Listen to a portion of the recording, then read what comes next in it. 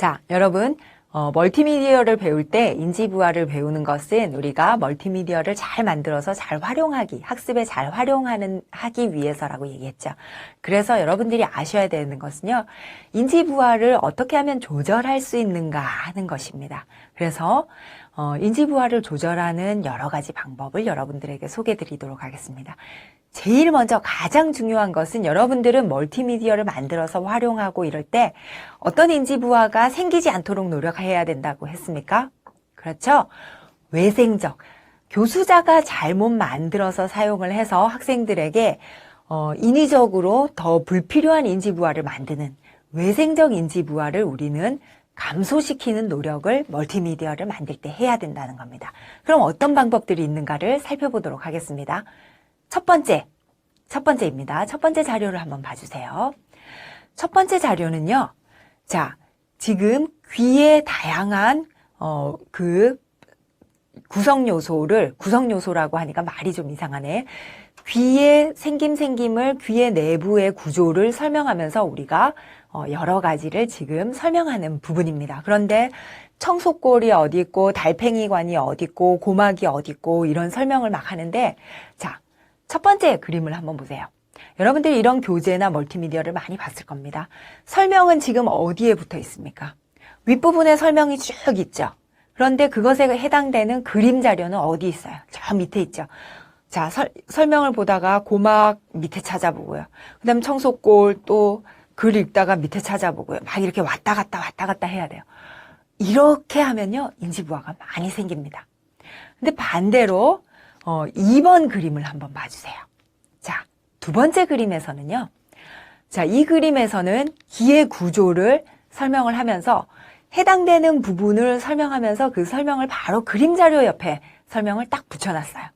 그러니까 여기가 달팽이관이구나. 달팽이관은 하면서 바로 읽을 수가 있습니다. 여기가 청속골이구나. 여기가 고막이구나. 라고 하면서 그 명칭과 부위를 짧게 연결을 시켜서 바로 이해를 할 수 있습니다. 여러분 어떤 게 더 인지부화가 많이 생길 것 같아요? 당연히 위에 보고 밑에 보고 위에 보고 밑에 보고 이렇게 찾아보고 하다 보면 우리의 머릿속에서 훨씬 더 많은 정보 처리를 해야 됩니다.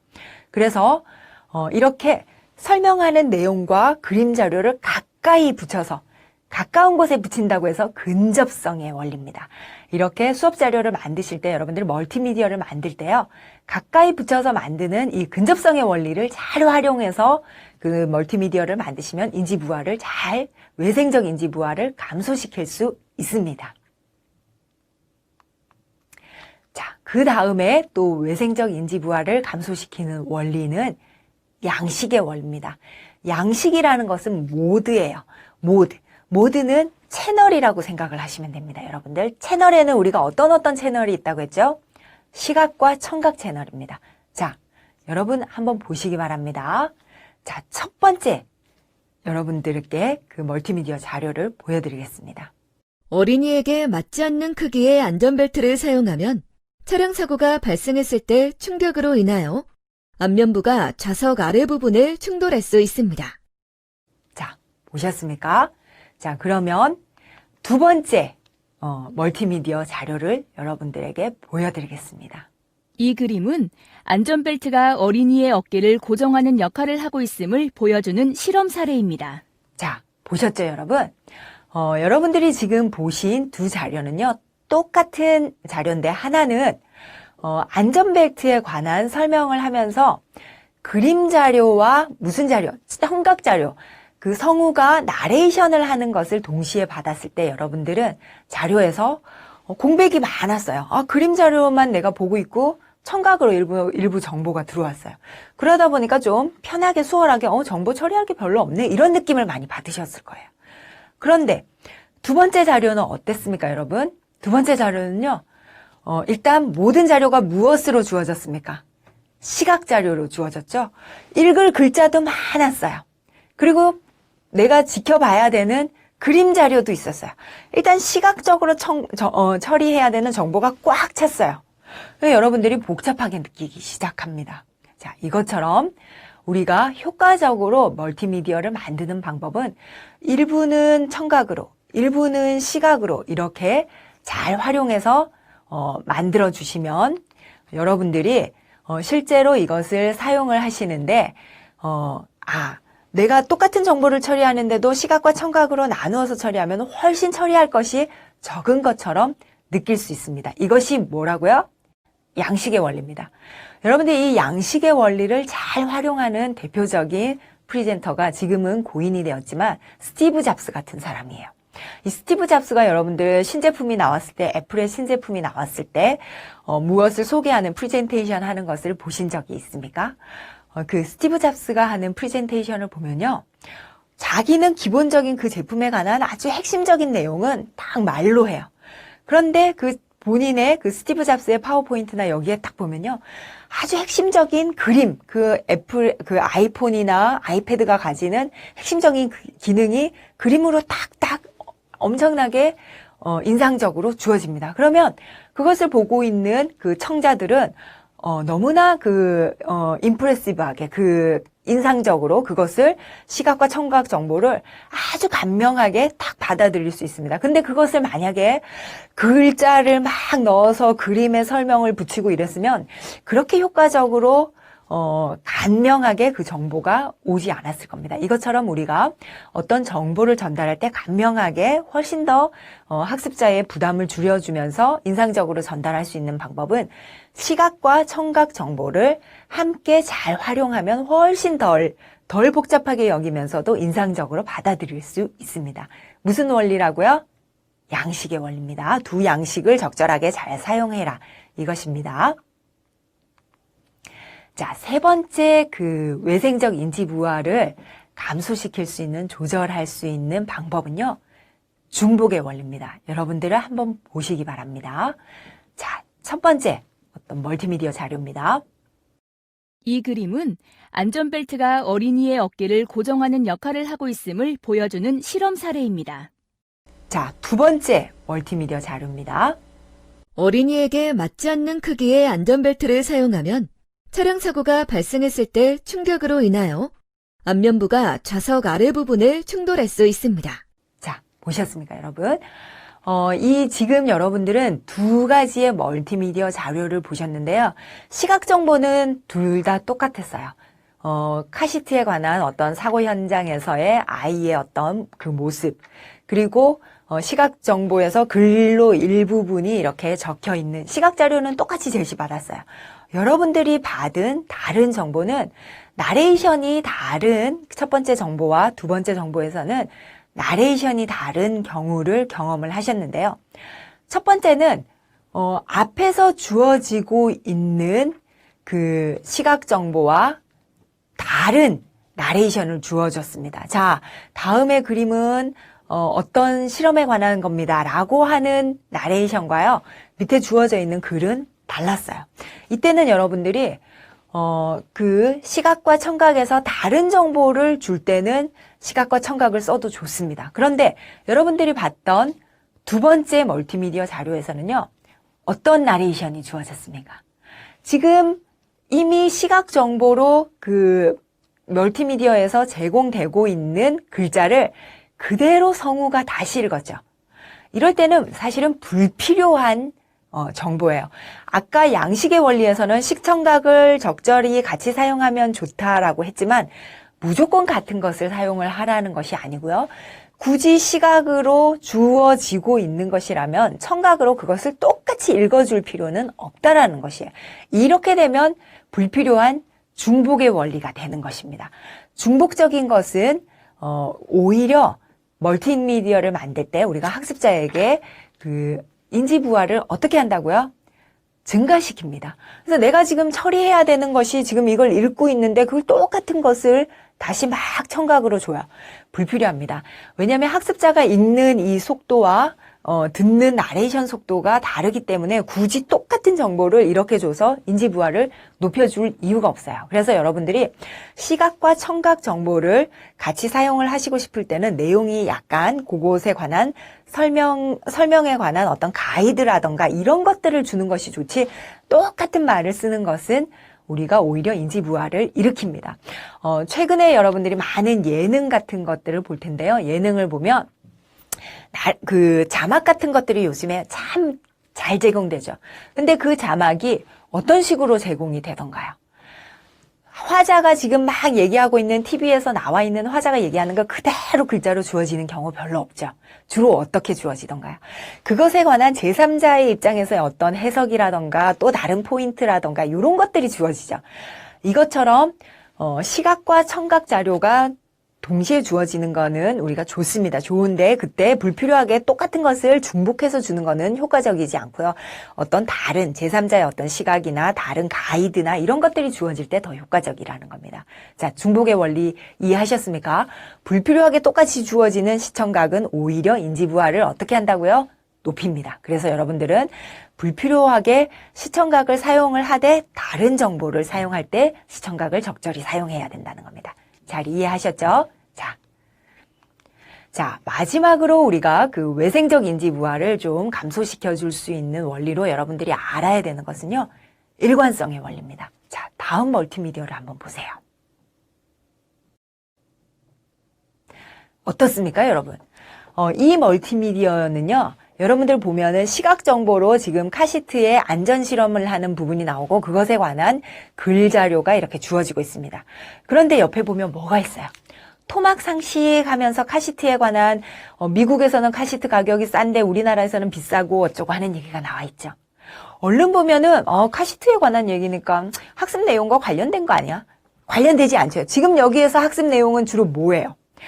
안전에 관한 카시트를 어떤 식으로 활용을 해야 될 때 안전하다라는 우리의 수업의 교육의 주포인트는요. 여기에서 멀티미디어가 제공하고자 하는 그 학습의 컨텐츠는 안전에 관한 얘기를 하고 있어요.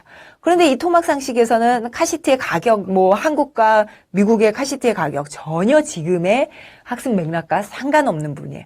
여러분들 가끔 우리가 참고서 같은 것을 보면 이런 토막상식 같은 것이 있는데 이것이 학습을 증진시켜주는 경우도 있지만 때로는 학습과는 다른 삼천포로 빠지는 경우도 있어요.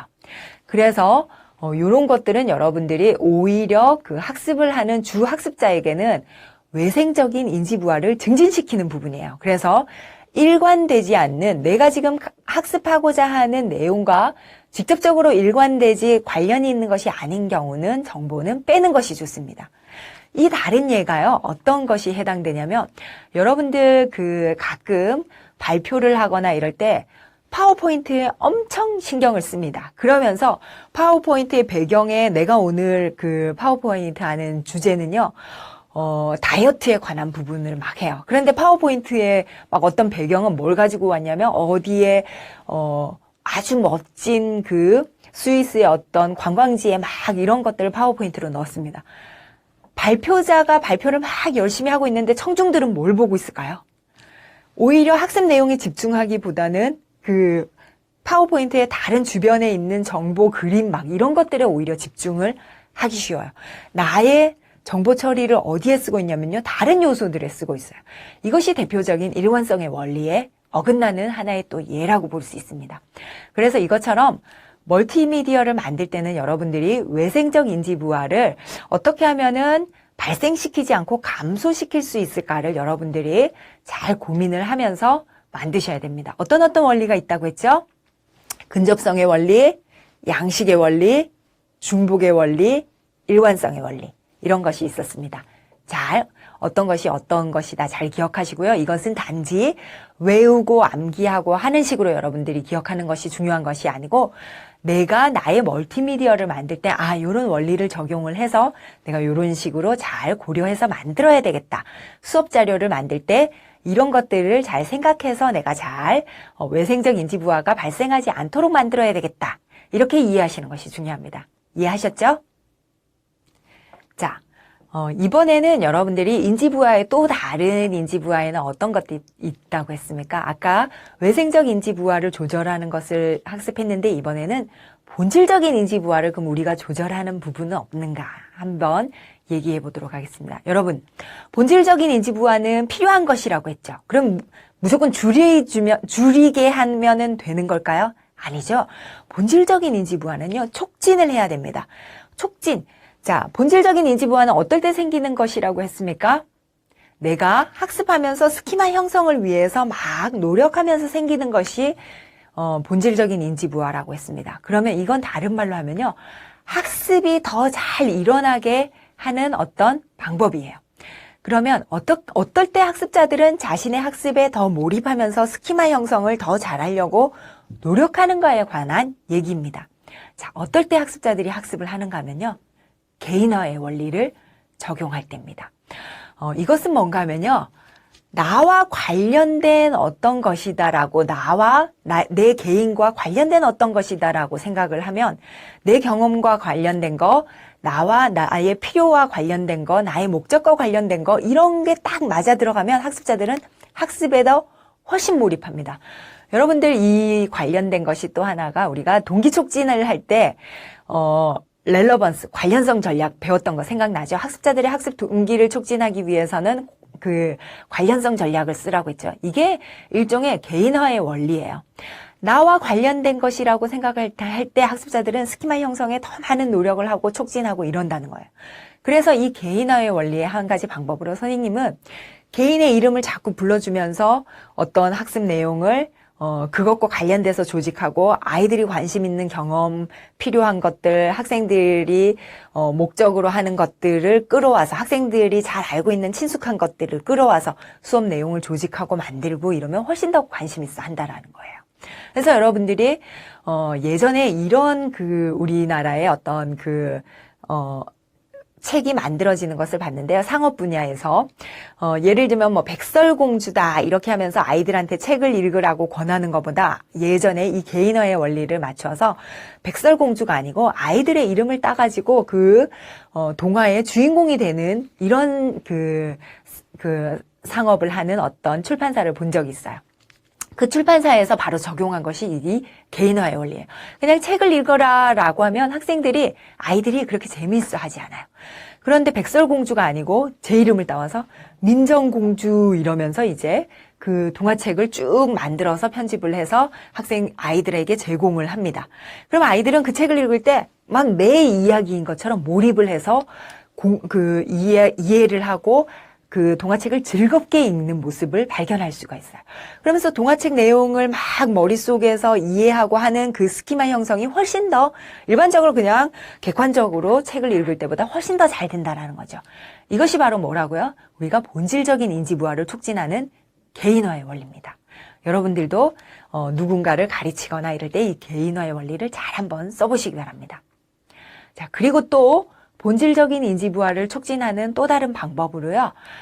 이 자기 설명의 원리 이런 것이 있습니다. 자, 이 자기 설명의 원리는 뭔가 하면요. 우리가 알고 있는 것을 공부할 때 자꾸만 말을 해보면서 설명해보면서 공부하는 방법을 가지면요. 스키마 형성을 하거나 이러는데 훨씬 더 촉진이 잘 된다라는 거예요. 이 예를 여러분들에게 한 가지 드리면 여러분들 요즘에 뭐 텔레비전 프로그램이나 이런 것에 뭐 공부의 왕도 또는 그 수능에서 전국 수능에서 1등을 했다 만점을 받았다 하는 학습자들이 어떻게 공부했다라고 하는 이런 학습 스킬들 자기만의 학습 전략들 이런 것들을 막 이렇게 소개하는 이런 프로그램들 많이 보신 적 있죠? 그 프로그램들에 나오는 학습자들, 공부를 일반적으로 아주 본질적인 인지부화를 잘 촉진하면서 자기 스키마 형성을 잘하면서 공부를 잘한다고 하는 학습자들이 사용하는 대표적인 학습 전략이 이 자기 설명의 원리예요. 그 친구들이 어떻게 공부했다라고 하는 이 소개하는 걸 보면요. 그 친구들이 공부한 모습을 보면 방에 거울을 갖다 놓거나 화이트보드를 갖다 놓거나 또는 막 이렇게 노트에 설명을 하면서 내가 배운 것들을 막 이렇게 정리를 하면서 말로 중얼중얼 하면서 거울을 보면서 내가 학습한 내용을 설명하면서 또는 동생이나 엄마를 앉혀놓고 자, 내가 오늘 이거 공부했는데 내가 설명하는 거 한번 들어볼래요? 라고 하면서 막 설명하면서 공부하는 모습을 학습 전략을 가진 친구들을 많이 볼 수 있었을 겁니다. 대표적인 우리가 스키마 형성에 도움이 되는 본질적인 인지부화를 촉진시키는 겁니다. 인지적인 리허설을 하는 거예요. 그래서 최근에 우리 학생들을 보면요. 옛날과 달리 노트 필기를 하거나 이런 경우들이 많이 없어지고 선생님들이 파워포인트를 이렇게 제공을 하면 그것만 쭉 눈으로 보고 공부 끝났어 라고 하는 경우들이 많죠. 그런데 실제로 이러다 보면은 뭐 시험을 보거나 나중에 내가 뭔가를 설명하려고 보면 분명히 공부했는데 말로 잘 안 나오고 정확하게 잘 표현할 수 없는 경우가 있죠. 그래서 정확하게 자기가 학습한 것을 짚어보고 리허설을 해보는 것이 매우 중요한 이런 스키마 형성의 어떤 전략입니다. 그래서 인지부화 중에서 필요한 본질적인 인지부화를 촉진시켜주는 스키마 형성을 잘하게 해주는 원리로 자기설명의 원리가 있다라는 것을 잘 기억하시기 바랍니다. 그래서 이 자기설명의 원리는요, 여러분들 공부할 때도 꼭 반드시 활용해 봤으면 좋을 것 같은 그런 우리가 본질적인 인지부화를 촉진시키는 그런 원리입니다. 잘 기억하시기 바랍니다. 자, 이번에는 인지부화를 조절하는 방법 중에서 아까 우리가 외재적 인지부화 그리고 본질적 인지부화에 대해서 얘기했고, 이번에는 내재적 인지부화를 어떻게 조절할 수 있는가를 얘기해 보도록 하겠습니다. 사실은 내재적 인지부화를 조절한다라는 말 자체가 약간은 조금 우리 아까 뭐라고 했습니까? 내재적 인지부화는 무엇에 있는 거라고 했어요? 과제 자체가 가지는 인지부화예요. 그렇지만 학습자마다 똑같은 과제라도 1차 방정식, 2차 방정식, 3차 방정식이 우리가 객관적으로는 3차 방정식이 가장 인지부화를 많이 일으키지만 학습자에 따라서는 또 조금씩 느끼는 부분이 조금 다를 수가 있겠죠. 3차 방정식인데도 어떤 학습자는 조금 쉽게 인지부화를 별로 안 느낄 수도 있죠. 그래서 과제 자체가 가지고 있는 인지부화지만 우리는 어떻게 하면은 그것을 조금 더 쉽게 편하게 받아들이고 인지부화를 덜 느끼게 할 수 있는가 하는 부분입니다. 여러분들은 교육에 관심이 있는 사람들이기 때문에요. 그냥 이거는 무조건 어려운 거야, 어려운 대로 그냥 학습해 이렇게 하기보다는 어렵지만 어려운 과제이지만 좀 쉽게 인지부화를 덜 느끼면서 여러분들이 학습할 수 있는 방법을 아는 것이 중요합니다. 자, 대표적으로 우리가 이런 내재적 인지부화를 조절하는 방법은요, 두 가지가 있는데 첫 번째는 완성된 예제를 활용하는 방법입니다. 자, 완성된 예제는 뭔가 하면요, 이그샘플인데 이미 다 만들어진 여러분들에게 실제로 어떤 그 해결된 예를 보여주는 거라고 쉽게 이해하시면 좋습니다. 자, 여러분들에게 제가 교수 설계 과제를 해오세요, 교수 설계를 해오세요 이렇게 여러분들에게 과제를 던집니다. 그러면 여러분들이 처음에 얼마나 막연하게 생각이 될까요? 그죠? 그래서 여러분들에게 처음에는 교수 설계라는 과제는 사실은 매우 어려운 난이도가 있는 내재적 인지부화가 높은 과제예요. 그러면 여러분들에게 어떻게 가르치면은 효과적일까요?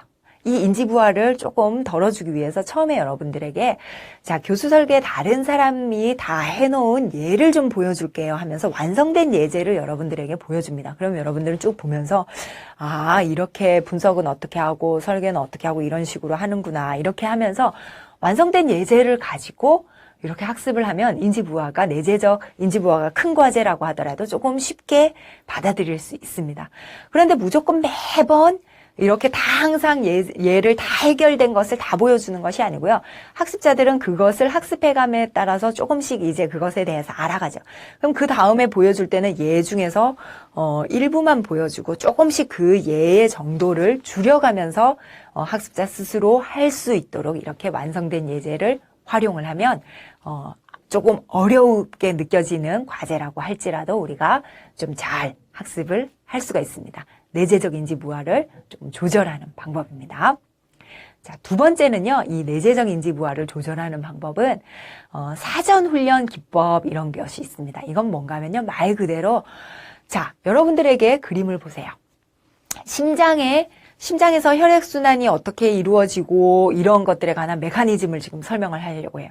근데 막 설명을 합니다. 우리의 더러운 피가 대정맥을 거쳐서 그 좌심방으로 가서 좌심실로 가서 뭐 어쩌고 저쩌고 이렇게 막 설명을 합니다.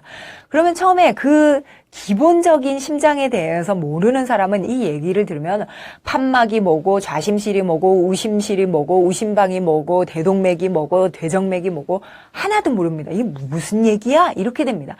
아주 어렵게 느껴질 수 있어요. 그래서 이것을 조금 쉽게 학습자들에게 접근을 시키는 방법은 처음에는 오른쪽 그림과 같이 용어에 대해서 각 심장의 명칭에 대해서 먼저 학습을 시킵니다.